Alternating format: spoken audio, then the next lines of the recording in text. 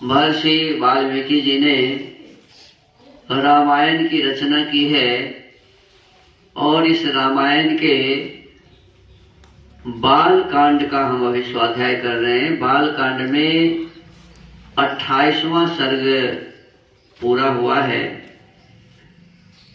महर्षि विश्वामित्र से भगवान राम कहते हैं कि मुझे आप ये जो अस्त्र शस्त्र हैं, ये जब हमारे ऊपर कोई आक्रमण करेगा तो उस शस्त्र का संहार विधि मुझे बताइए। तो यह कहने पर महर्षि विश्वामित्र जी भगवान राम को और भी बहुत सारे अस्त्र शस्त्रों की जानकारी देते हैं और उस जानकारी को कर लेने के पश्चात इसमें जो कुछ बातें हैं ना, वो तो व्यवस्थित बातें हैं। जैसे शस्त्र आते हैं भगवान के पास, हाथ जोड़ के खड़े हो जाते हैं, फिर कहते हैं कि आप जो आदेश दीजिए मैं वो करूंगा। तो भगवान कहते कि मेरे मन में बस जाओ। किसी को कहते हैं कि तुम अपनी जगह पर चले जाओ। ये सब इसी को पाखंड कहते हैं। जो काम जो नहीं कर सकता है वह काम उससे हम करवा लेते हैं। ये संभव नहीं है।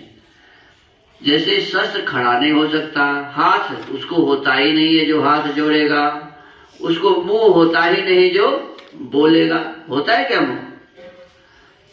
तो ये सब अतिशयोक्ति वाली बात है, इसको छोड़िए। मुख्य बात क्या है कि मुख्य बात है कि महर्षि विश्वामित्र ने अनेक प्रकार के जो अस्त्र शस्त्र विद्या जानते थे, उस विद्या की जानकारी भगवान राम को कराते हैं।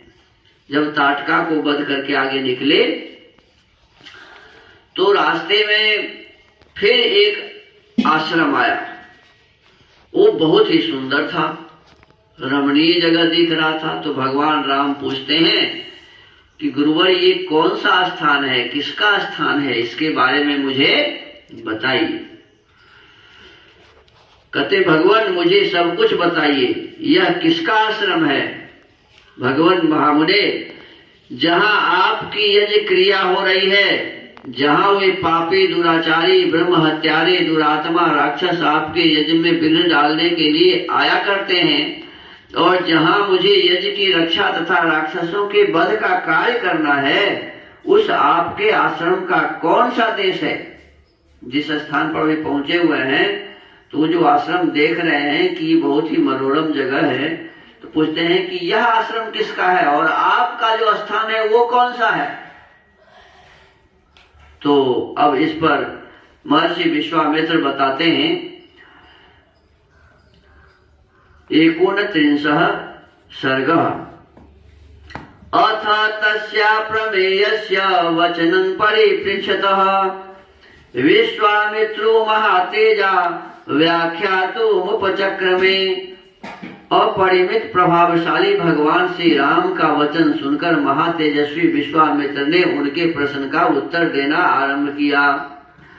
इह राम महाबाहो विष्णुर्देव नमस्कृतः वर्षाणि सु बहूनिह तथा युग शतानि च तपश्चरण योगार्थ मुवाससु महातपाः।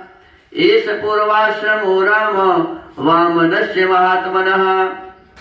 कहते महाबाहु श्री राम, पूर्व काल में यहाँ देव वंदित भगवान विष्णु ने बहुत वर्षों एवं 100 युगों तक तपस्या के लिए निवास किया था। अब देखो, अब क्या कहे कि बहुत काल पहले भगवान विष्णु यहाँ क्या कर रहे थे जी? तपस्या कर रहे थे। 100 साल नहीं, 100 युग। एक युग कहते हैं कि कलयुग होता है 4,32,000 वर्ष का। कलयुग कितने दिन का होता है जी? 4,32,000। इसका दूना कर दो, 8,64,000 वर्ष का हो जाता है द्वापर। इसका 3 गुना कर दो, कलयुग का 3 गुना, तो हो जाएगा 12,96,000। कितना हो जाएगा? 12,96,000। 12,96,000 वर्ष का हो जाता है। त्रेता, और कलयुग का 4 गुना कर दो तो वो हो जाता है सतयुग। तो 4,32,000 का 4 गुना तो 4 तिया 12, 4 चौका 16 और 32 चौका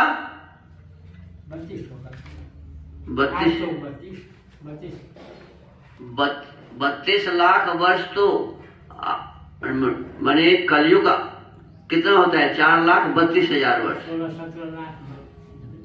17,28,000 वर्ष हो जाएगा। तो इतने दिनों का होता है सतयुग। और चारों माने इस प्रकार से 100 युग कहते हैं, 100 युग बीते। इतने दिन तक तपस्या कौन कर रहे थे? विष्णु भगवान। विष्णु ने बहुत वर्षों एवं 100 युगों तक तपस्या के लिए निवास किया था, माने उस आश्रम में थे। अब इसका ये भी मतलब निकालो कि जो भी व्यक्ति कहीं बैठ के तपस्या करेगा वह मनुष्य ही होगा ना? क्या जी? कहीं बैठ के तपस्या करने वाला कौन होगा जी? मनुष्य होगा। अच्छा, तपस्या कौन करता है? जो तपस्वी नहीं है वही ना तपस्या करके कुछ बनना चाहता है। तपस्या कौन करेगा जी? जो पहले तपस्या नहीं किया हुआ है, साधारण व्यक्ति है, वह तपस्या करके विशेष व्यक्ति बन जाता है। क्या? तो इसमें विष्णु भगवान के बारे में कहा गया है कि वो उस आश्रम में कितने वर्ष तक तपस्या किए? 100 युग तक, 100 युगों तक तपस्या के लिए निवास किया था। उन्होंने यहाँ बहुत बड़ी तपस्या की थी। यह स्थान महात्मा वामन अवतार धारण करने को उद्यत हुए श्री विष्णु का अवतार ग्रहण से पूर्व आश्रम था। देखो, अब कहते हैं कि विष्णु भगवान ने वामन अवतार जो लिया उससे पहले, वामन अवतार जो लिया उससे पहले ही उन्होंने यहाँ रह के क्या किया जी? तपस्या किया। सिद्धाश्रम इति ख्यातः सिद्धो ह्यत्र महातपाः एतस्मिन्नेव काले तु राजा वैरोच निर्बलिः निर्जित्य दैवतागणान् सेन्द्रान् सह मरुद्गणान् कारयामास तद्राज्यं त्रिषु लोकेषु विस्तृतः। कहते हैं इसकी सिद्धाश्रम के नाम से प्रसिद्धि थी। जिस आश्रम के पास पहुंचे हैं उसका नाम क्या था जी? सिद्धाश्रम। क्योंकि यहाँ महातपस्वी विष्णु को सिद्धि प्राप्त हुई थी। अब देखो, ये भी बात समझने वाली है। वह एक साधारण मनुष्य थे और साधारण मनुष्य तपस्या करके सिद्ध बन जाते हैं। साधारण मनुष्य ही तपस्या करके क्या बनते हैं जी?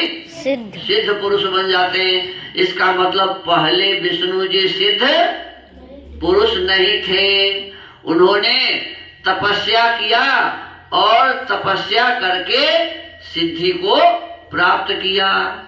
कहते हैं इसी सिद्धाश्रम में ये महातपस्वी विष्णु जी सिद्धि को प्राप्त हुए।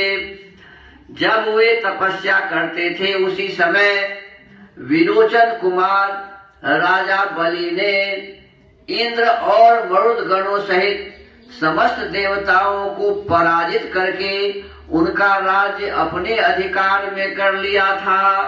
वे तीनों लोकों में विख्यात हो गए थे। देखो अभी क्या कर रहे हैं, एक विरोचन जी थे और विरोचन जी के पुत्र का नाम क्या था?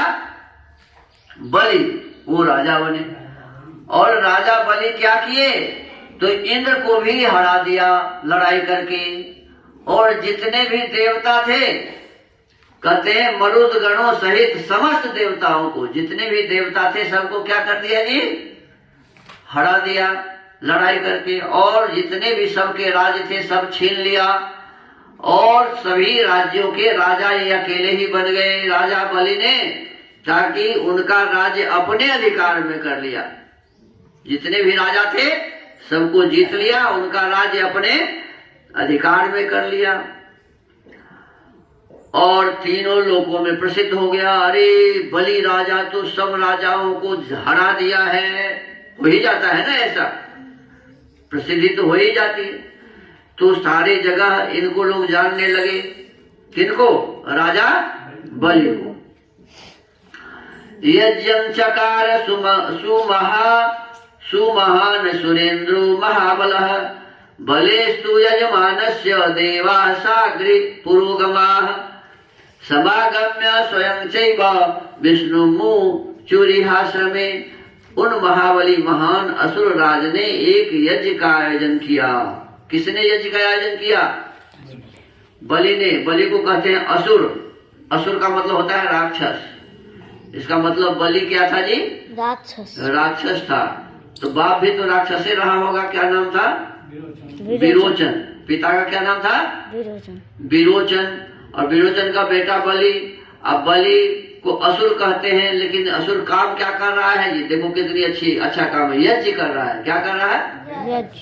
देखो कैसे उन महाबली महान असुर राज ने एक यज्ञ का आयोजन किया। तो यज्ञ तो अच्छा काम है ना। यज्ञ क्या है जी?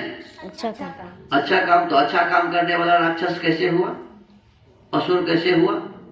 यज्ञ करने वाला असुर होगा क्या? नहीं। यज्ञ करने वाला देवता होता है, यज्ञ करने वाला असुर नहीं होता है। ये विचार करने वाली बात है। जब वो यज्ञ कर रहे हैं तो असुर कैसा? राक्षस तो उसे कहते हैं जो यज्ञ में विघ्न डाले। राक्षस किसे कहते हैं जी? असुर किसे कहते हैं? जो किसी यज्ञ में विघ्न डाले, यज्ञ न होने दे, वो है असुर। और ये बलि तो क्या कर रहे हैं? एक बहुत बड़े यज्ञ का आयोजन कर रहे हैं। उधर बलि यज्ञ में लगे हुए थे। क्या कर रहे थे? यज्ञ में लगे हुए थे। और इधर अग्नि आदि देवता स्वयं इस आश्रम में पधार कर भगवान विष्णु से बोले। अब जब तपस्या कर रहे थे ना सिद्धाश्रम में,